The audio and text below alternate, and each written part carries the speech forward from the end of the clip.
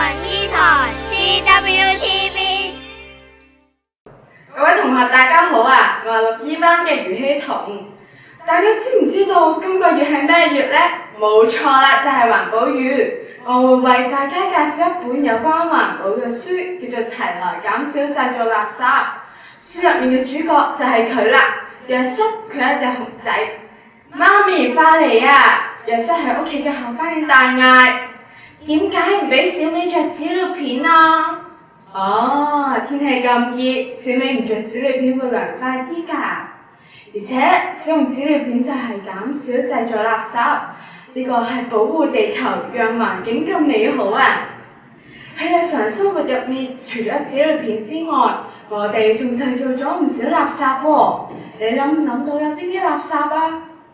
係啦，例如蘋果核、糖果包裝紙、碎紙片、破舊嘅物紙，唔理係乜嘢，總之係你一唔再需要而抌嘅物件就係垃圾啦。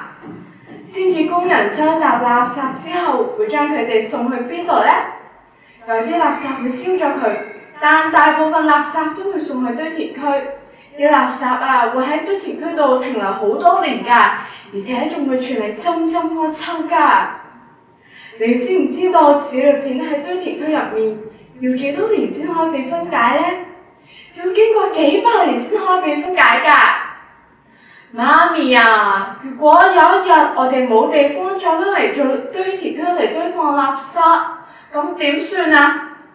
哦，咁你諗到有幾恐怖呢？所以我哋要盡量減少製造垃圾，而且用垃圾嚟製造有用嘅嘢，咁就係循環再用啦。以下邊啲嘢可以回收再造呢？好多嘢都可以拎嚟回收再造㗎。但係我哋要將垃圾放喺適當嘅回收箱入面。香蕉皮咁又係點回收再造嘅呢？我哋可以拎香蕉皮嚟堆肥，其他嘅食物渣子都可以拎嚟堆肥㗎，令土壤變得肥沃。媽咪煮完飯之後，約瑟將滿滿嘅一桶食物渣子倒去堆肥桶入面。爸爸將落葉同埋凋謝嘅花朵掃埋一齊，加入去堆肥桶入面。咩生物可以令到食物渣子同埋花園裏面凋謝嘅植物化做肥沃嘅土壤呢？係蚯蚓啊！蚯蚓可以將食物嘅渣子同埋花園入面凋謝嘅植物化做肥沃嘅土壤。出年我哋可以用堆肥力加入菜田，咁樣可以將養分回歸自然，使土壤變得肥沃，而且唔使用一分錢㗎。睇下小美坐喺左邊盤入面啊！約瑟激動咁樣叫起嚟，睇嚟我哋好快唔使再買紙尿片啦！同學們，我哋點樣做先可以減少垃圾呢？